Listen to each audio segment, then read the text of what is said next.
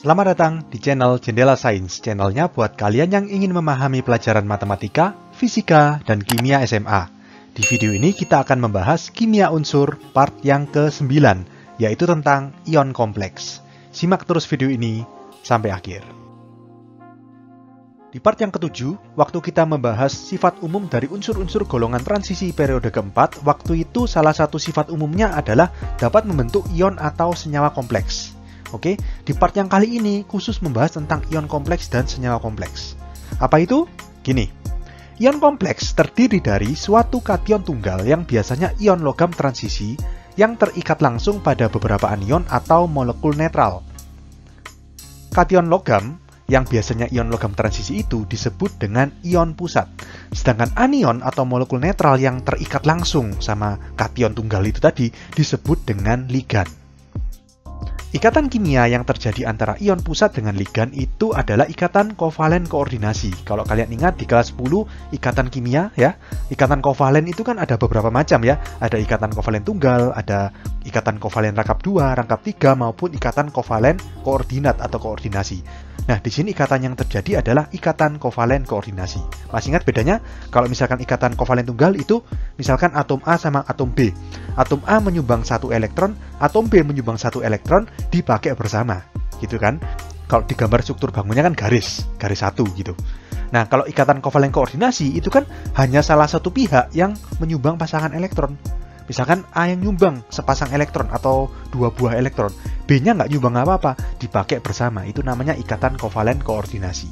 Oke, nah dalam hal ini ikatan antara ion pusat dan ligan yang menyumbang pasangan elektron adalah ligan. Jadi ligannya menyumbang pasangan elektron, ion pusatnya nggak nyumbang apa-apa, dipakai bersama. Oke? Jumlah ikatan kovalen koordinasi atau jumlah ligan yang diikat oleh ion pusat disebut dengan bilangan koordinasi. Oke, mungkin kalian masih agak bingung ya, ada beberapa istilah seperti ligan, ion pusat, dan juga bilangan koordinasi. Sebaiknya kita langsung ke contoh soal. Contoh yang pertama, ion kompleksnya di sini FeCN 6 kali 4-. Oke, strukturnya seperti ini. Jadi ion pusatnya Fe.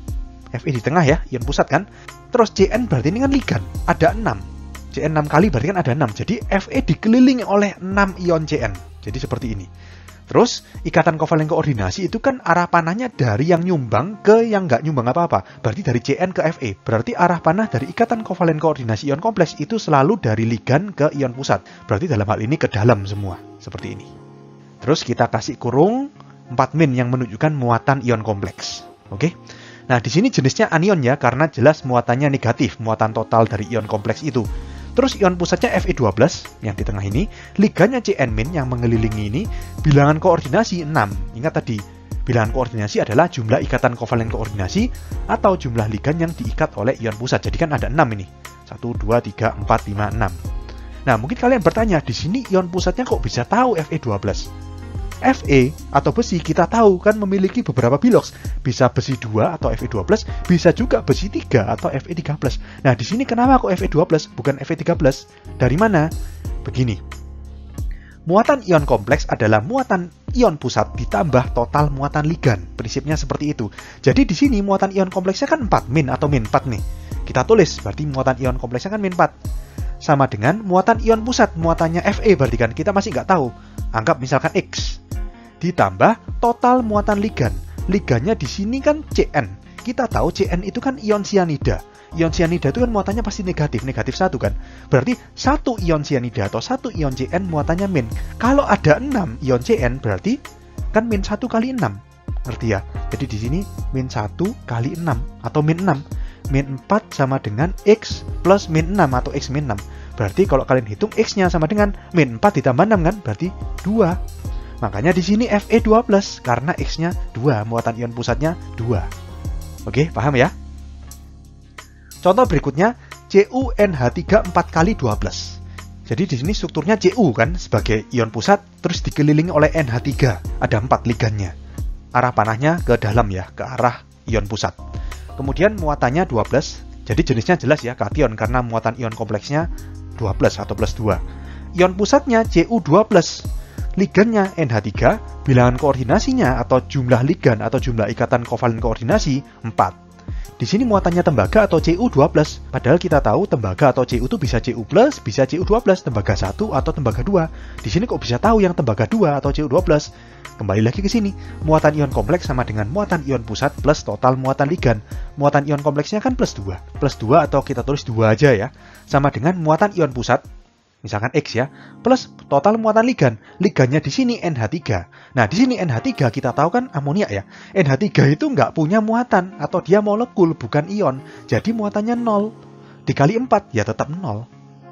Akibatnya X-nya berapa? Ya X-nya 2. Jadi muatan ion kompleksnya sama dengan muatan ion pusatnya. Jadi di sini ion pusatnya Cu12. Oke, paham ya? Berikutnya saya akan tampilkan tabel macam-macam ligan yang bisa membentuk ion kompleks dengan ion pusat. Kelompok ligan yang pertama adalah ligan yang netral atau yang tidak bermuatan.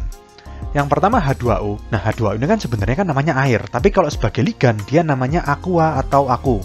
Jadi di sini nama perlu kalian ingat ya, karena nanti di belakang ada yang namanya tata nama ion kompleks. Jadi cara memberi nama ion kompleks itu ada aturannya. Jadi nama-nama ligannya ada aturannya. H2O itu aqua atau aku, nggak boleh pakai air gitu ya. Kemudian NH3 itu kan kalau nama biasanya kan amonia gitu ya. Di sini namanya amin atau amina. Kemudian ada NO ini nitrosil, CO ini karbonil. Kalau CH3 sama ya, metil, C6H5 ini fenil. Kemudian ligan yang bermuatan negatif 1. Yang pertama OH- ini namanya hidrokso, NO2- namanya nitro, F-, fluoro, Cl-, kloro, Br-, bromo, I-, iodo, Cn-, siano, SCN-, tiosianato, dan CH3COO- asetato. Jadi kalau kalian lihat ligan-ligan yang bermuatan negatif ini diberi akhiran O seperti itu ya. Kita tahu OH- hidroksida menjadi hidrokso, NO2- kan nitrit menjadi nitro, F- fluorida jadi fluoro, klorida jadi kloro, bromida jadi bromo, iodida jadi iodo, Cn- kan sianida ya jadi siano, SCN- kan tiosianat menjadi tiosianato, dan CH3COO- asetat menjadi asetato. Jadi semuanya dikasih akhiran O seperti itu. Sama halnya di ligan yang bermuatan -2 juga sama. O2- kan harusnya oksida jadi okso, SO42- kan harusnya sulfat jadi sulfato, S2O32- tiosulfat jadi tiosulfato, CO32- karbonat jadi karbonato, dan C2O42- yang asalnya oksalat menjadi oksalato. Jadi nama ligan yang bermuatan negatif itu akhirannya selalu O semuanya. Oke? Nah, selain itu ligan juga bisa dibedakan menjadi 3 macam, yaitu unidentat, bidentat, dan polidentat. Apa bedanya? Bedanya adalah jumlah elektron yang disumbangkan. Masih ingat tadi? Ikatan antara ion pusat dengan ligan itu kan ikatan kovalen koordinasi, di mana pasangan elektron disumbangkan oleh ligan. Jadi ligan yang menyumbangkan elektron. Nah, nyumbangnya ini berapa? Bisa sepasang, bisa 2 pasang, bisa lebih dari 2 pasang. Kalau sepasang ini namanya ligan unidentat.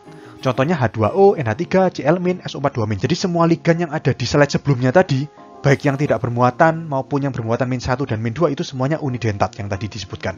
Kemudian ada yang bidentat. Kalau ligan bidentat ini menyumbangkan 2 pasang elektron. Contohnya etilen diamina atau disingkat dengan EN dan dimetilglioksim atau disingkat dengan DMG. Strukturnya seperti ini. Jadi ini etilen diamina ya. Kenapa kok bisa menyumbang 2 pasang elektron? Karena di sini yang punya PEB itu ada 2 atom, yaitu atom N yang di sini dan di sini. Atom N yang di sini kan berikatan 3, 2 sama atom H sama 1 sama atom C yang kanan. Kita tahu N itu kan 5. 5 kepake 3, berarti masih ada sepasang elektron. Berarti ini menyumbang sepasang elektron. Kemudian yang di sini menyumbang sepasang elektron. Berarti total elektron yang disumbangkan itu 2 pasang. Dari N yang kiri 1 sama dari N yang kanan 1. Kemudian dimetilglioksim itu strukturnya seperti ini. Nah, di mana yang menyumbang elektron? Sama, N yang menyumbang elektron. Di sini N kan 3, 1, 2, 3, 1, 2, 3. Berarti ini menyumbang sepasang elektron, ini menyumbang sepasang elektron. Kemudian ligan polidentat ini elektron yang disumbangkan lebih dari 2 pasang. Contohnya etilen diamina tetraasetat atau disingkat EDTA. Ini heksadentat atau menyumbang, heksa itu berarti 6 ya, menyumbang 6 pasangan elektron.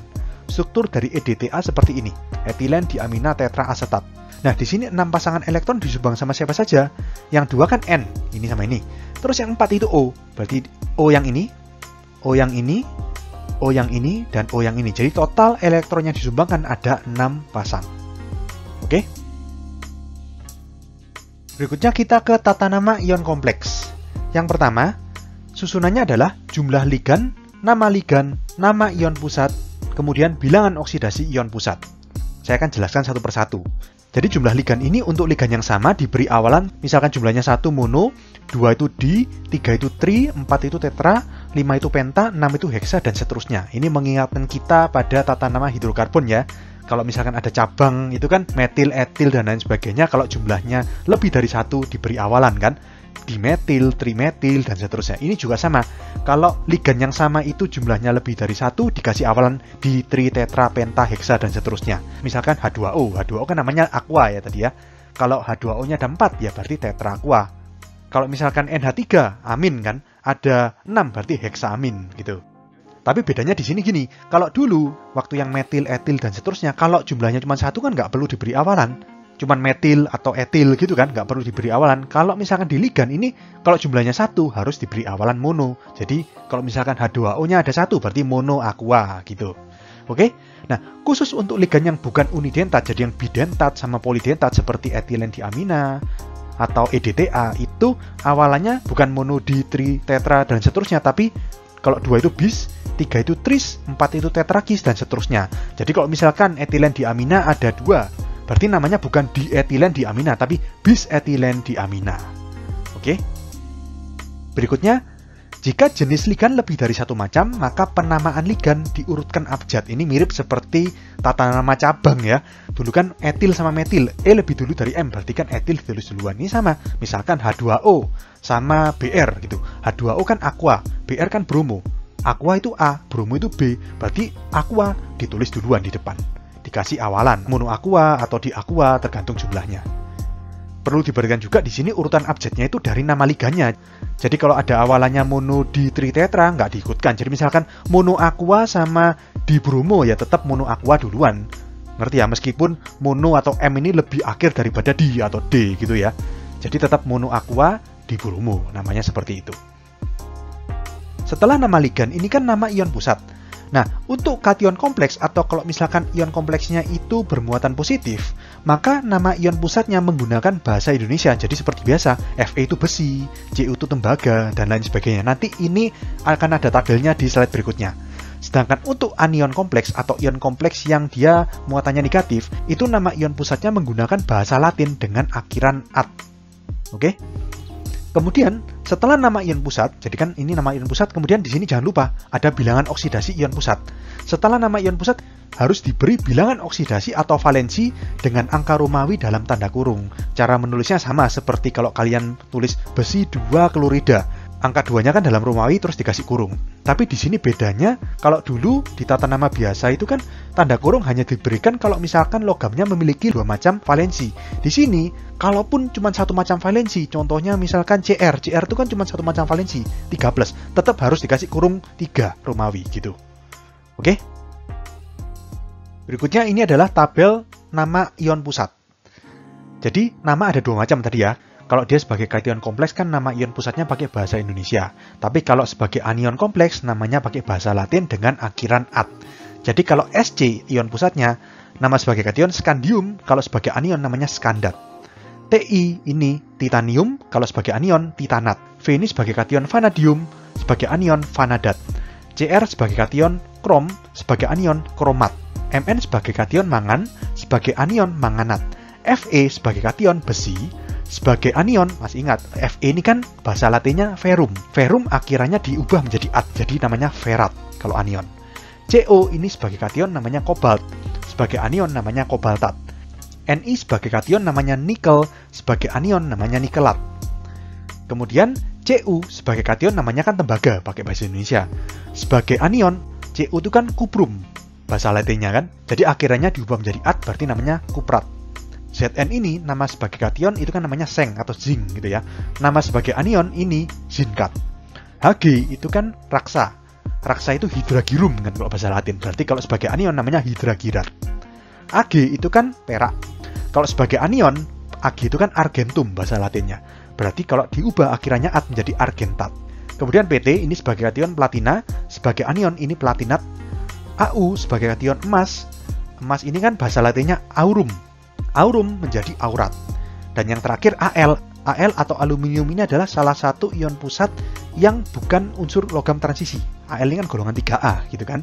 Nama sebagai anionnya alumina. Oke, paham ya? Oke, sekian untuk video kali ini. Untuk melihat playlist lengkap dari bab ini, bisa kalian klik thumbnail yang ada di sebelah kanan atas ini.